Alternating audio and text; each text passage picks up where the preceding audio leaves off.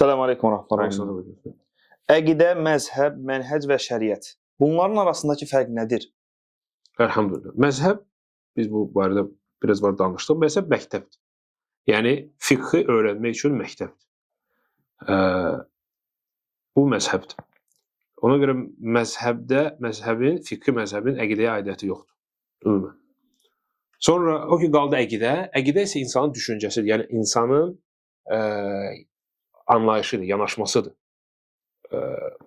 Quran-ı Kərimə və sünnəyə, ümumən. Ona görə əsas məqsəd Peyğəmbərlər gəliblər ki, düzgün əqidəni öyrənmək üçün. Allah Subhanahu taala deyir ki: "Və laqad ba'athna fi kulli ummetin rasul an ya'budullaha və ijtanibu at-tağut." Hər bir peyğəmbərimiz, hər bir ümmətə peyğəmbər göndərdik ki, onlar nə etsinlər? Öyrətsinlər. Tək Allah'a ibadət edin, ondan qeyrisinə ibadət etməyin. Görürsünüz, bu əqidədir. Ona görə tövhiddir, əqidə məsələlər. Bunlar hamısı peyğəmbərlər bunun üçün gəlibdir. Bunların məqsədi düzgün əqidəni öyrənmək üçün.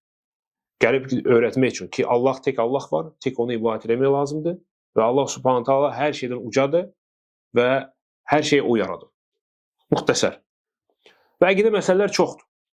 Əqidə məsələlər ümumən çoxdur. Onların əsası 6 imanlı şərtlərin üzərində qurulur. Necə ki, Cibril əleyhissalamın hədisində gəlib, o Peyğəmbər sallallahu əleyhi və səlləm soruşub ki, iman nədir? O deyib ki, iman Allaha, mələklərə, kitablara, peyğəmbərlərə, axirətə və həmçinin qədərə. Bu 6 şey, bu ümumiyyətlə imandır. Yəni, əqidə məsələləridir. Bütün başqa əqidə məsələləri, onlar belə baxsanız, bunlara aidiyyəti var. Tövhid məsələləri hamısı Allaha imandır, məsələn. Və yaxud da cənnət, cəhənnəm hamısı axirətə imandır. Qəbr əzabı axirətə imandır. Və həmçinin İncilə vacibdir iman gətirmək ki, İncil Allahın kitabıdır, Tövrat Allahın kitabıdır. Bu hamısı kitablara imandır. Qurana iman gətirmək, tabi olmaq kitaba imandır. Yəni, bu ümumiyyətlə əqidə məsələləridir. O ki, qaldı mənhəc, Qazaxıstan mənhəc. Mənhəc məsələləri bugün biz deyəndə bilmək lazımdır ki, mənhəc əqidədir. Mənhəci əqidədən ayrılmaq lazım deyil. Sadəcə niyə görə bu məsələni ayrılmaq olmaz? Çünki mənhəc biz deyəndə bugün də çox var mənhəc deyəndə, məsələn, dövlət başçıya qarşı çıxmaq olmaz. Tabi olmaq lazım. Deyirik, bu mənhəcdir. Düzdür? Və yaxud da təkfir. Kim küfr elədi, dərhal təkfir eləmək olmaz. Deyirik, bu kim təkfirli, təkfirçidir, mənhəcində problemlər var. Məsələn, deyirik bu sözləri. Bu sözlərdə problem deyil əslində. Lakin bir etiqadla. Sən etiqad etməlisin ki, bu əqidə məsələləridir. Bu əqidədən kənar bir şey deyil. Düzdür, biz onu mənhəc deyirik, amma o demək ki, əqidədən kənardır. Necə ki, məsələn, tövhid məsələləri. Əqidədir. Əqidədir. Lakin biz deyirik ki, tövhid, sonra deyirik ki, əqidə. Ayırırıq. Niyə görə?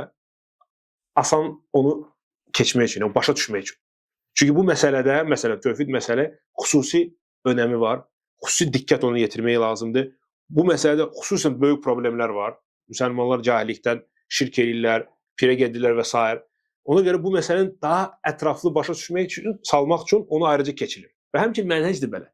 Bir çox müsəlmanlar bu xüsusi məsələlərdə azıblar deyənə, istər dövlət başçıya qarşı çıxmaq məsələsində, istər təkfir məsələsində, istər dəvət metodu, üslubu, necə dəvət edirsən, bu məsələdə ixvanlıq və s. var deyəndə burada problemlər. Ona görə bu məsələ daha çox neynirlər? Ayrılırlar və onu barədə danışırlar. Lakin etiqad edilmək lazım ki, mənhəc əqidədəndir. Nəyə görə bu mühümdür, qardaşlar? Çünki xüsusən müməyyilər, onlar qəsdən bu məsələni ayrılırlar. Deyirlər ki, mənhəc başqadır, əqidə başqadır. Sonra məsələn, kimdəsə problem varsa, götürür, tutaq ki, kimsə dövlət başçısını təkfir edir və yaxud da xuruc görür, yəni çıxmağı görür. Və yaxud təkfirdə sələfi kimi danışmır. Deyirlər ki, bu məsələ onda mənhəcində problem var, amma əqidəsi yaxşıdır. Əqidəsi yaxşıdır, ona görə biz onu əhl-i sünnədən çıxarmırıq. Başa düşdünüz? Əgər sən mənhəclə əqidə belə ayırırsan, onda sən zəlalətdəsən. Onda sən bidətçinəyə əhl-i sünnə deyəcəksən. Aydındır? Əgər asanlaşdırmaq üçün problem yoxdur. Lakin ayırma onu. Demək ki, kim xuruc görür, o yenə də əhl-i sünnədə sələfidir. Yox. Görsən ki, bir insan dövlət başçısı üçün xeyir dua eləyir, xeyir dua, bil ki, o əhl-i sünnədir. Sünnə əhlidir. Və görsən ki, pis dua eləyir, pis danışır onun üçün, bil ki, o bidət əhlidir. Fikir ver, pis danışmaqla dövlət başçısı onu əqidədən çıxardıb, əhl-i çıxardıb. Deyir ki, o bidət əhlidir. Ona görə xülasə, həm əqidə, həm mənhəc hamısı əqidədir. Mənhəc əqidənin bir nədir? Bir hissəsidir.